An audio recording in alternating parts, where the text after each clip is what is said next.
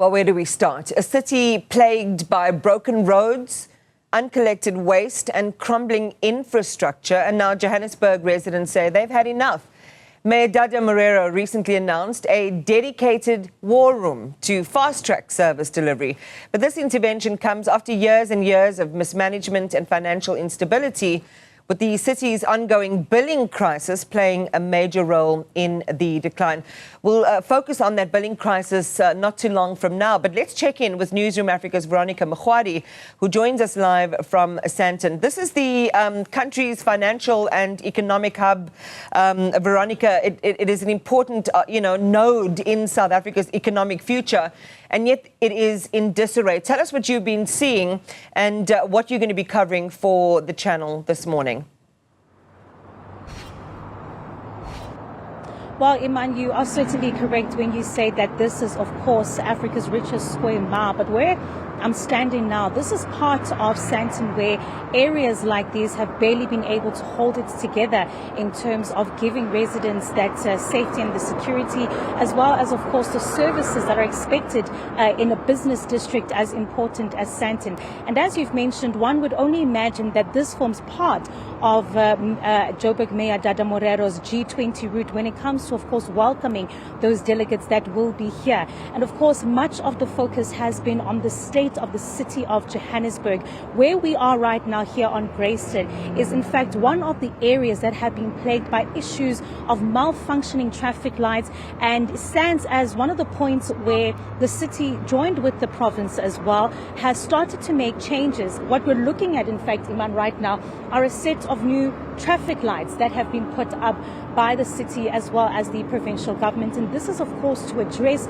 those issues that have been raised by residents, but also, of course, this follows the president's visit around the city, where he spoke about the disappointment in regards to the deteriorating state of the metro. We're starting now to see the service delivery work now taking place, traffic lights in certain parts, specifically here, which has been a headache for many commuters. But the reality is, Iman, for such services to exist, and for potholes, of course, to be cleaned up, and for rubbish as well to be removed and from the city of Johannesburg, it takes, of course, revenue to do this. And this is a really important part for the city, because much of the revenue services comes from the customers of the city itself. And so when you're looking at the city of Johannesburg and having, of course, to clean up issues such as traffic lights, cleaning up piles of rubbish that have gathered around the metro, money is needed to do this. But the reality is, for ratepayers in Johannesburg, it's becoming increasingly impossible to keep up with their rates given the billing crisis that the city is facing. Now, we spoke to some residents about not only the infrastructure challenges in the city, but the cost and the frustration of having to pay to keep up with the city. And this is what they had to say in a detailed look at the crisis and the broken system of Johannesburg's billing system. Johannesburg's financial capital status is under threat, not from external forces, but from within. An outdated and mismanaged billing system that has cost the city billions in lost revenue. Long queues snake inside the city's customer service centre as frustrated residents desperately seek answers about their skyrocketing bills. Many leave without solutions. Every time when you pay and then you need a statement, that amount that you pay doesn't reflect. Now they add the amount on the previous bill to the current amount. And then you come here, it's not allocated. You come here, you make a query. No one takes accountability. You come here, they'll take you from pillar to post. They'll even ask, who did you speak to on the last occasion? But you cannot keep on writing names down of people who are speaking to. You are supposed to speak to a person who's a custodian of Joburg, who's supposed to actually help you. Residents say they are paying more while receiving less.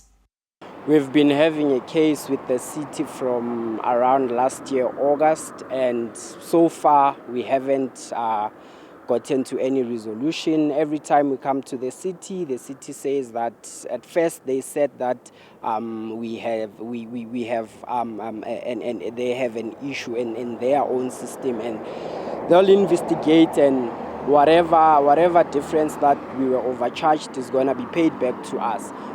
However, the issue still hasn't been resolved, and right now we're facing an issue where we have to pay the bill, otherwise face a risk of being cut, because the city is saying that yes, they're not billing us correctly, but however, up until the issue is resolved, we have to pay 3 times what they're charging us.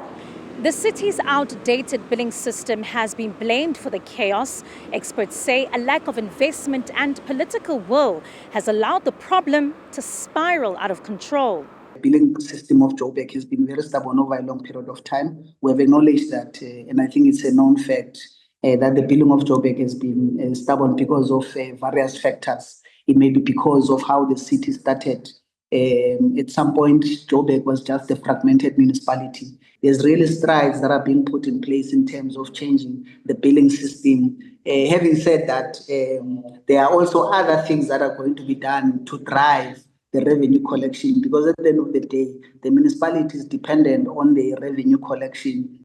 For many homeowners, however, these assurances hold little weight as the bills continue to pile up. Shabane Mukwena, for example, now faces a staggering bill of 180,000 rand. It was 33,000 rand. We paid off. It's come again, 46,000 rand. We paid off. And suddenly start going 11,000, suddenly 170,000. Today, as I showed you earlier, they can bill me twice in a month. 11,000, now I'm on 180,000. It's double almost what I'm paying for, 6 times what I'm paying for electricity.